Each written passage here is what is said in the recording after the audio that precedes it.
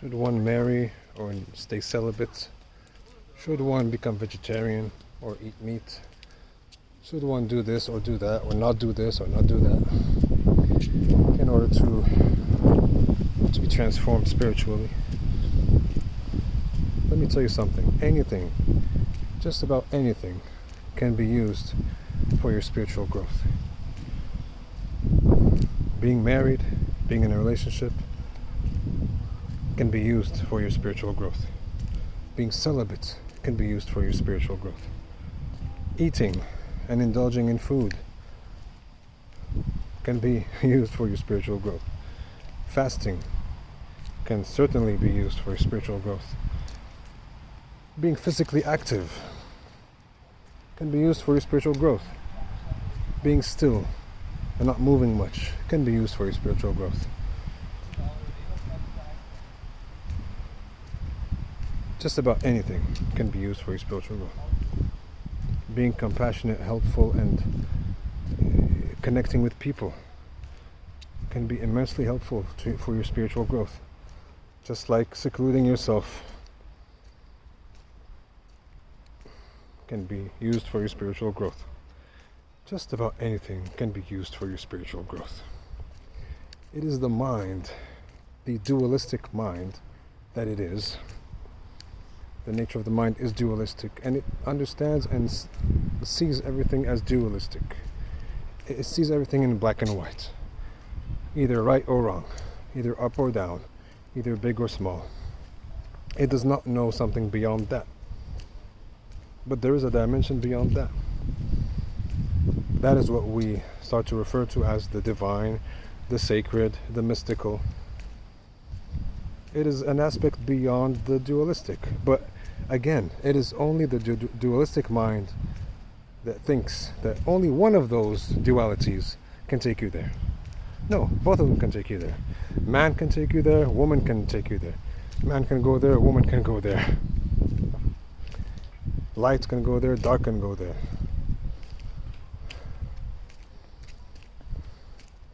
So, I don't want things to be misinterpreted, but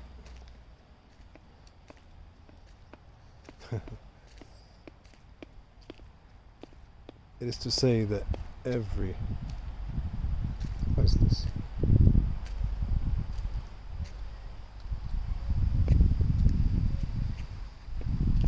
Oh, I think it's water.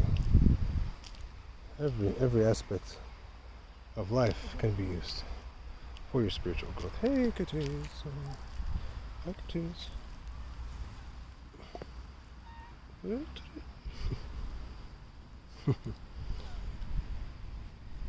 Oh, turtles. Okay. They're mating. Never seen that before. That's what was doing, like making the noise. I was like, what is this noise coming from? So, even that can be used for your spiritual growth. The thing is, when you become a slave to one thing, even if it's something nice, you limit yourself, and you will not allow yourself to grow. But anything can be used for your freedom. Anything can be used for your freedom. If you use something and find a means to free yourself through that thing,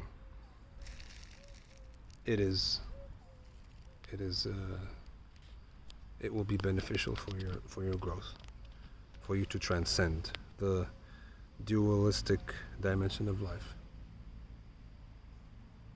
So it doesn't mean that you cannot use left and right, man and woman, male and female rather, day or night, food or drink, eating or fasting, marrying or being celibate. Anything can be used. Anything can be used. All those things are up to you. Now, what the religion is doing, religions in general are doing, no, only this way can lead you to God. Not that. But And sometimes that is true. It depends on what we're talking about. But because unfortunately, to a large extent, religion has been handled or mishandled, rather, by unenlightened people.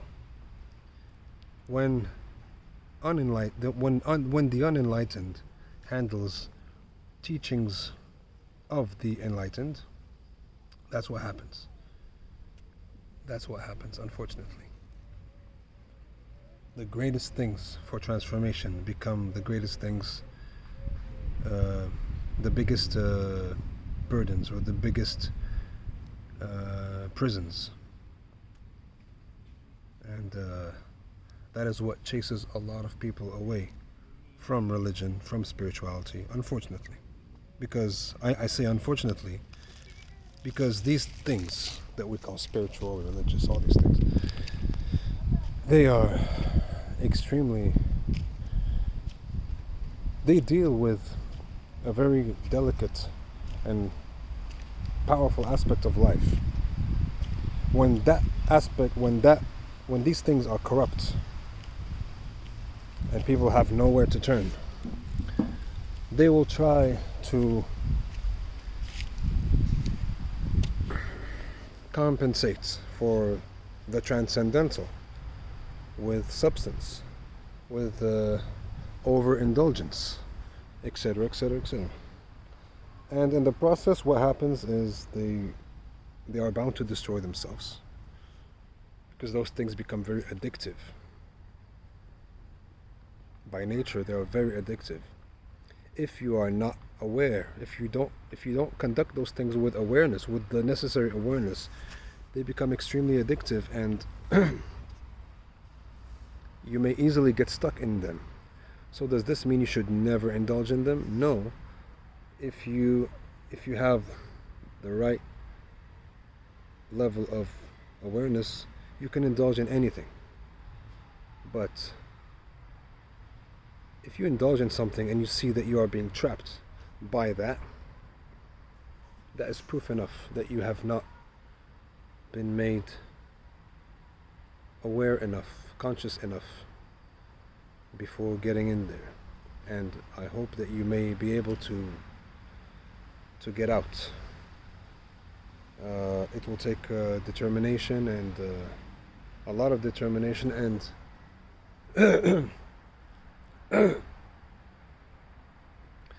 just a deep sense of looking and knowing, and a deep sense of awareness. You will have to suffer a little bit in order to get the lesson from there. But even then, you should not jump to conclusions and say, okay, this should never be used,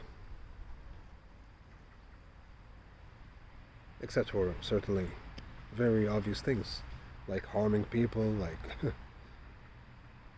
like true harm, you know what I mean?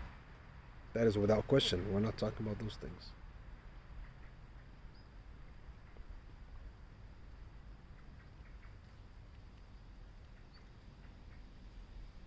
So that is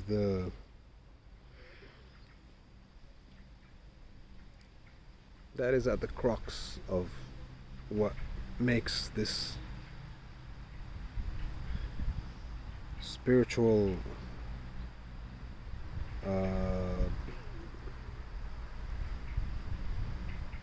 phenomenon difficult or hard to grasp, hard to be sensitive to. It's all about sensitivity. It's not even something that you grasp, something that you're sensitive to. If you're sensitive enough to it, you see it. People are on different levels of sensitivity. There are ways to become more sensitive. Like I said earlier, various practices, pranayama practices, meditation practices, religious practices. getting close to nature, spending time in nature, spending time in a good, healthy environment where one has the freedom to explore, all the while being in a protective environment that you will not fall or go into something that may harm you to the point of no return. So it is a very delicate thing. On one hand, you need the freedom to explore in order to know these things and experience these things. On the other hand, freedom without protection, without the necessary awareness, can take you to places where you can never come back from, and you may be trapped forever. So again, you find people who are still functioning from the dualistic mind that either remove freedom completely and say there's no freedom, you only follow this, and you only obey God from this book and from that book, and that's it, there's nothing else. It's all about obedience. Stop talking to me about exploration of this or that. What are you talking about? Our prophet, our God has already said this and that. So you have those kind of people, and then you have the other kind of people who say, no, you have to be completely free to try anything you want.